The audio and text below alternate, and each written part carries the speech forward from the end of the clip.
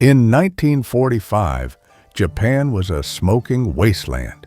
Cities burned to ash, factories destroyed, dreams shattered.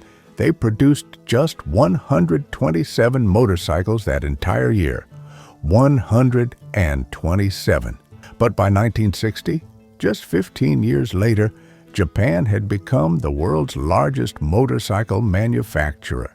They didn't just beat their competitors, they obliterated them. British manufacturers, bankrupt, American companies, destroyed, Italian legends, forgotten. This is the story of the greatest industrial conquest in human history. 4 companies, Honda, Yamaha, Suzuki, and Kawasaki, didn't just build motorcycles. They built an empire, and they did it using a strategy so brilliant, so ruthless, that it became the blueprint for Japanese global domination. What you're about to discover will shock you, because this wasn't just about motorcycles. This was about taking the technology of war and turning it into the foundation of peace. This was about 4 companies that literally rose from the ashes to conquer the world. I'm about to take you inside the most incredible business story never told. A story of genius, betrayal, and the complete annihilation of industries that thought they were untouchable. If you think you know how Japan became a global superpower, think again. Because the real story starts with motorcycles, and it's about to blow your mind. Hit that subscribe button. You're going to want to remember this channel after what you're about to learn. August 1945, Hiroshima, Nagasaki. Japan surrenders. The country is in ruins, but in the bombed-out factories and destroyed cities, something incredible is about to happen. 4 companies are about to transform from weapons of war into engines of prosperity. And their story begins with the most unlikely heroes you've ever heard of. Soichiro Honda was making piston rings for kamikaze planes. His factory was building engines of death. When the bombs fell, everything was destroyed. But Honda saw something others missed. Scattered across Japan were thousands of surplus military generators, tiny engines meant to power radio equipment. Honda had a crazy idea. What if he bolted these engines onto bicycles? It worked.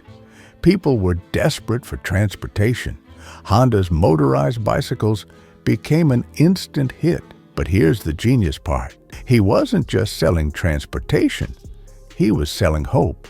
Yamaha started as a piano company, but during the war, they used their woodworking skills to make aircraft propellers.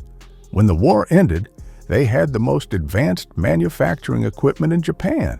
So they asked themselves, if we can make propellers that slice through air, why can't we make engines that power dreams?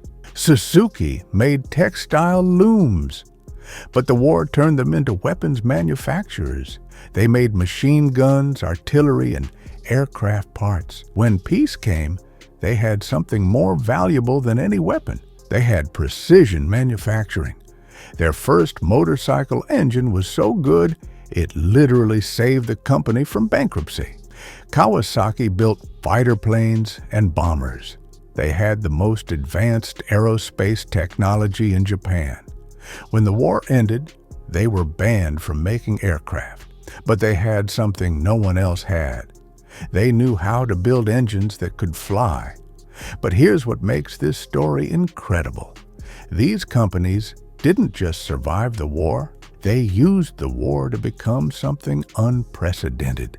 They took the technology of destruction and turned it into the foundation of freedom. Because in 1950, something happened that changed everything.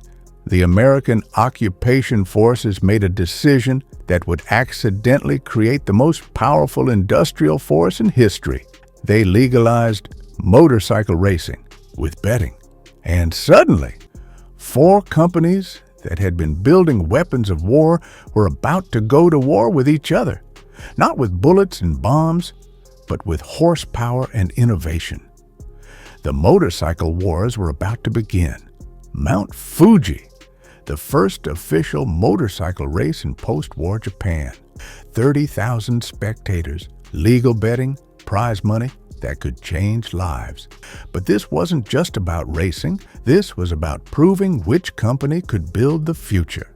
The Japanese government was using racing to rebuild the motorcycle industry.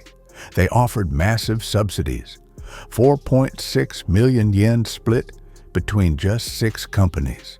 That's like giving $50 million to startup companies today. But there was a catch. To get the money, you had to win races. And to win races, you had to innovate faster than anyone had ever innovated before. So Ichiro Honda became obsessed with winning. He didn't just want to build motorcycles. He wanted to build the fastest motorcycles in the world. He put his best engineers on racing bikes. He spent money he didn't have. He risked everything, and it worked. Honda's 60cc bikes started winning. Then their 125cc bikes. Then their 250cc bikes. They weren't just winning races, they were rewriting the rules of engineering. Suzuki's Diamond Free didn't just win races, it dominated them. Their 60cc engine was so advanced that competitors thought they were cheating. They weren't. They were just better. But here's the genius part. Every innovation that won races went straight into their street bikes. Racing wasn't just marketing, it was research and development at 100 miles per hour. Yamaha created the YA1, a copy of a German DKW that was so perfect, it was better than the original. They didn't just copy the design. They improved it, made it faster, made it more reliable, made it cheaper. Their first major race victory established them as a force to be reckoned with. Kawasaki waited, watched, learned. When they finally entered racing, they came with aircraft quality engineering. Their 2-stroke engines were so advanced, they sounded like fighter planes. But here's what's incredible about this period. These companies weren't just racing against each other, they were racing against physics, against possibility, against the idea that Japanese companies could never compete with European engineering, and they were winning. By 1955, Japanese motorcycles weren't just competitive. They were superior, more reliable, more powerful, more innovative. But the real breakthrough was about to come from an unexpected place. A 50cc motorcycle that would change the world forever. Honda unveils the Super Cub. 50cc, 4-stroke engine, automatic transmission, step-through frame, plastic body. It looked like a toy. Competitors laughed. They should have been terrified. Takeo Fujisawa, Honda's business partner, made an impossible prediction. He said they would sell 30,000 Super Cubs per month in a market that sold 40,000 motorcycles per month total. Everyone thought he was insane. He was actually being conservative. The Super Cub wasn't just a motorcycle. It was a mobility revolution. You could ride it in a business suit. You could operate it with one hand while carrying a tray of food. You could learn to ride it in minutes. Most importantly, you could afford it. When Honda brought the Super Cub to America, they faced a problem. Motorcycles were associated with rebels, gangs, and danger. Movies like The Wild One had created an image of motorcyclists as dangerous outsiders. So Honda created the most famous advertising campaign in history. You meet the nicest people on a Honda. The ad showed housewives, college students, business executives, ordinary people using motorcycles for ordinary purposes. Suddenly, motorcycles weren't just for rebels. They were for everyone. The Super Cub became the best-selling motor vehicle in history. Not just motorcycle, motor vehicle. Over 100 million units sold over 65 years of production. But here's what made it really revolutionary. It proved that Japanese companies could out-engineer, out-manufacture and out-market any company in the world. The Super Cub's success gave Honda something more valuable than money. It gave them credibility and capital, and the confidence to take on the biggest motorcycle manufacturers in the world.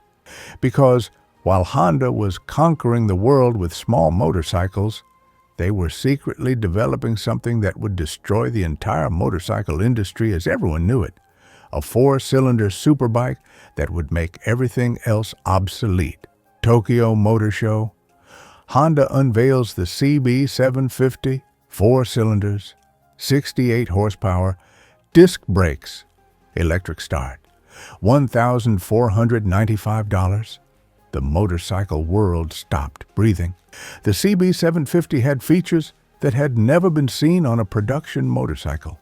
4 cylinders arranged in a line, a front disc brake, electric starting, a 5-speed transmission, and it was selling for half the price of comparable European bikes. British manufacturers thought it was a joke. It was actually their death sentence. Here's the secret. Every innovation in the CB750 came from Honda's racing program. The 4-cylinder engine was based on their Grand Prix bikes. The disc brake was from their racing technology. The electric start was from their automotive division. Honda wasn't just building a motorcycle, they were weaponizing a decade of racing development. Kawasaki's Counter-Strike was the Z1. 903 cubic centimeters, dual overhead cams, even more power than the Honda. They didn't just match Honda, they exceeded them. Suzuki's engineering marvel was the GS750. Advanced suspension, better handling, bulletproof reliability. They proved that Japanese engineering could be both powerful and refined. Yamaha's wild card was the XS750. Shaft drive, triple cylinders. Unique engineering that showed Japanese creativity wasn't just about copying. It was about innovating. The impact was immediate and devastating. Within 5 years, most British motorcycle manufacturers were either bankrupt or had been bought out. BSA, once the world's largest motorcycle manufacturer, was gone. Triumph barely survived. Norton became a historical footnote. Harley-Davidson sales dropped 90%. They went from dominating the American market to barely surviving. By 1976, Cycle magazine coined a term, Universal Japanese Motorcycle. The Big Four had become so dominant that they were essentially competing with themselves. But here's what made this conquest so complete. It wasn't just about one great motorcycle. It was about an entire ecosystem of innovation, manufacturing, and marketing that no other country could match. The Japanese weren't just building motorcycles, they were building the future of transportation. By 1970, the Big Four had perfected something unprecedented, the art of global industrial warfare. And their weapon wasn't just motorcycles, it was a complete system of domination. Japanese companies didn't just build motorcycles, they reinvented how motorcycles were built. While European manufacturers were still using traditional craftsmanship, Japanese companies implemented automated quality control. Every bike was tested, every component was measured, every process was optimized. Honda built the world's largest motorcycle factory. Suzuki automated their entire production line. Yamaha created modular manufacturing systems. Kawasaki perfected just-in-time delivery. The result? They could build better motorcycles at lower costs than anyone else in the world. But manufacturing was only half the strategy. The real genius was in how they sold motorcycles. Instead of selling through independent dealers, Japanese companies created their own distribution networks. They controlled every aspect of the customer experience. They guaranteed parts availability. They trained mechanics.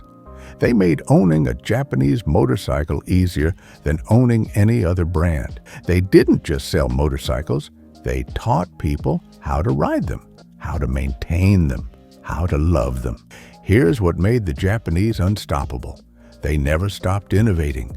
Honda went from the Super Cub to the CB750 to the Goldwing. Each bike opened a new market segment. Yamaha went from the YA1 to the DT1 to the R1. They created the dual sport category and perfected the sport bike. Suzuki went from the Diamond Free to the GT750 to the Hayabusa. They pushed the boundaries of speed and technology. Kawasaki went from the Z1 to the Ninja to the ZX11. They became synonymous with pure performance. But the most devastating weapon was psychological. Japanese motorcycles didn't just perform better, they changed what people expected from motorcycles. Japanese bikes started every time. They didn't leak oil, they didn't break down, they just worked. You got more motorcycle for your money, more features, more performance, more reliability. Owning a Japanese motorcycle became a symbol of intelligence and practicality, not just rebellion. By 1980, the conquest was complete. The Big Four controlled 80% of the global motorcycle market. They had gone from bombed-out factories to industrial dominance in just 35 years. But the real impact wasn't just on motorcycles. It was on the entire global economy. The Japanese motorcycle conquest wasn't just about motorcycles. It was the blueprint for how Japan would conquer industry after industry around the world. The strategy was simple, but devastatingly effective. Enter at the bottom with products that established companies ignored. Perfect the basics by making them more reliable than anything else available. Scale rapidly using volumers to reduce costs and increase quality. Move upmarket using profits to develop premium products. Dominate completely by controlling every aspect of the value chain. Honda used this exact strategy to conquer the automotive industry. They started with small, fuel-efficient cars that American manufacturers ignored. Then they perfected quality and reliability. Then they scaled globally. Then they moved upmarket with luxury brands. Sound familiar? It should.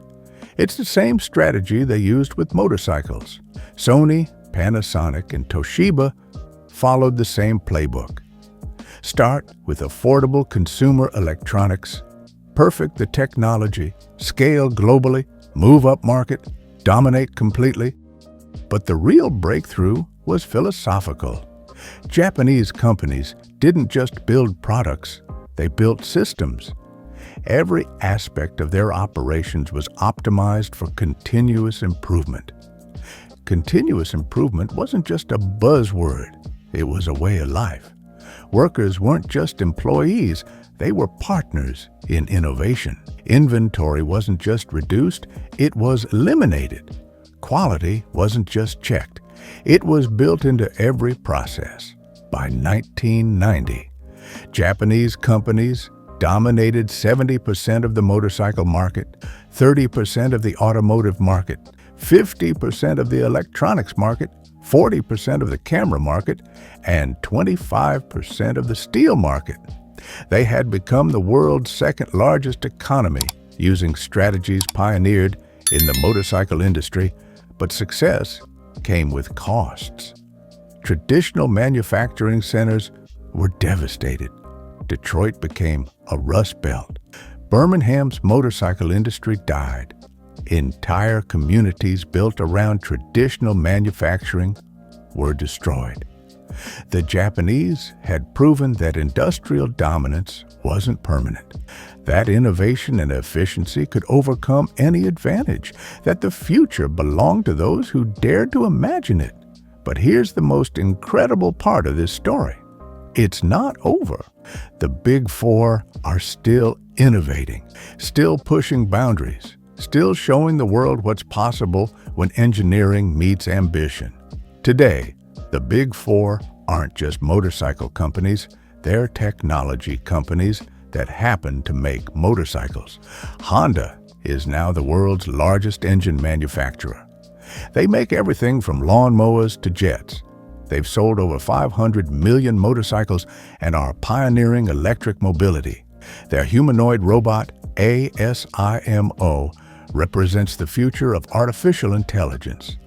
Yamaha never forgot their musical roots. They're simultaneously the world's largest manufacturer of musical instruments and one of the most innovative motorcycle companies. They're using artificial intelligence to create both better pianos and better bikes. Suzuki focused on what they do best: small, efficient, reliable vehicles.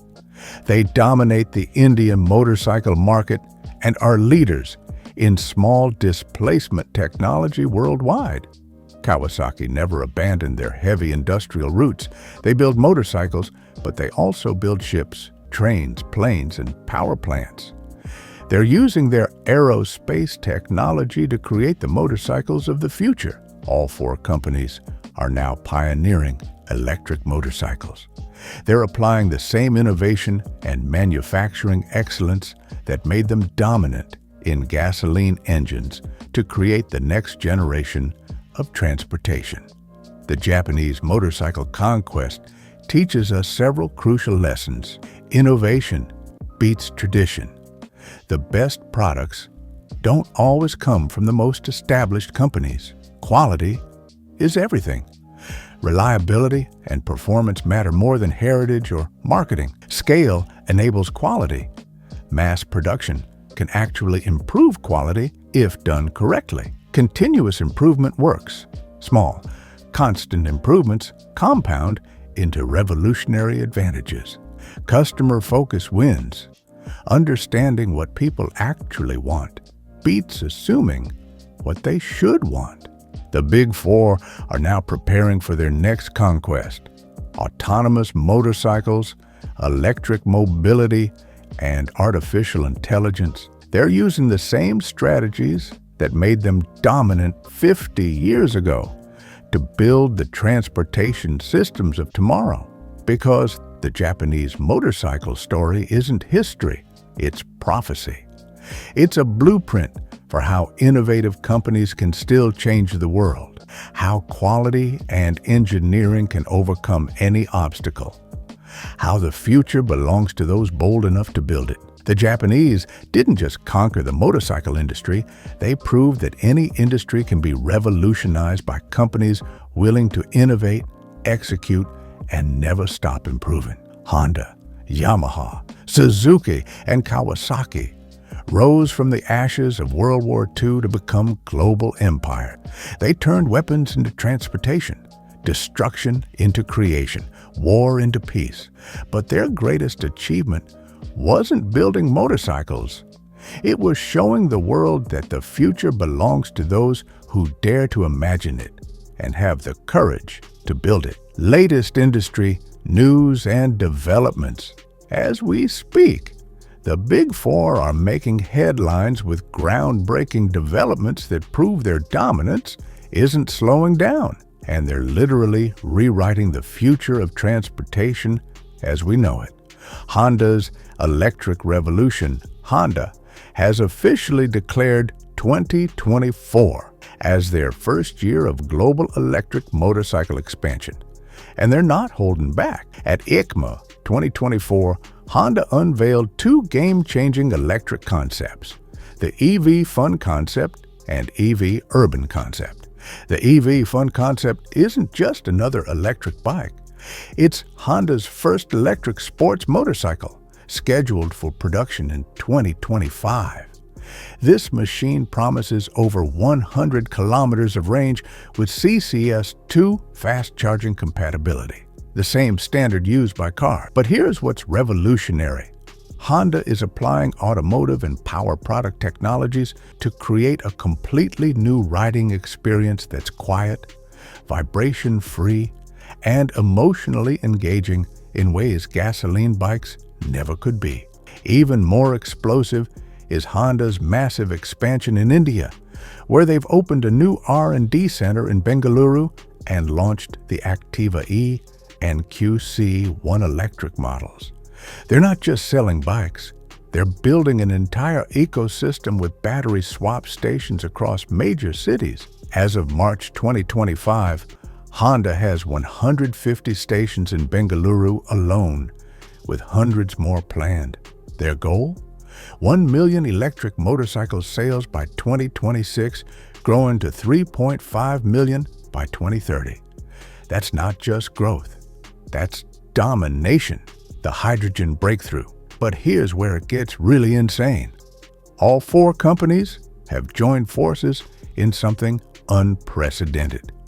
In May 2023, Honda, Yamaha, Suzuki, and Kawasaki announced the formation of HySE, Hydrogen Small Mobility Engine Technology, a joint research venture that's developing hydrogen-powered motorcycle engines. This isn't just cooperation, it's a complete reimagining of how the Big Four compete.